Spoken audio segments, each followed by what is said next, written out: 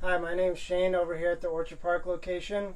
Today we're going to go over black tank care and preparation when beginning camping. So a lot of common issues is the black tank and it reading full when it's not full, or reading 1/3 or 2/3 when nothing's in it. First things first, when it comes to RV toilet paper, you do want to get RV grade toilet paper.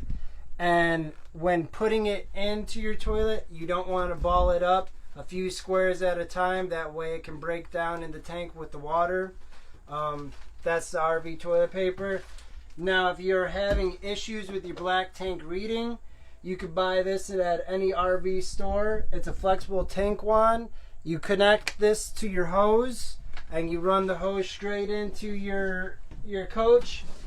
You turn your water on and you stick this directly down into your black tank. Turn your water on and it'll twirl around in there. It'll fill your tank up. You do want to watch, make sure you don't overflow your tank, and then drain your tank, and that should take care of your sensors being clogged up. One other thing you can do to limit the smell that a black tank creates when camping, you can put these pods into your black tank. Drop a pod or two in there. It'll help keep the black tank fresh, also keeping up with your dumping of your tanks. Also, when you're camping, just keep your lid closed. That'll also limit your smells from coming into your coach.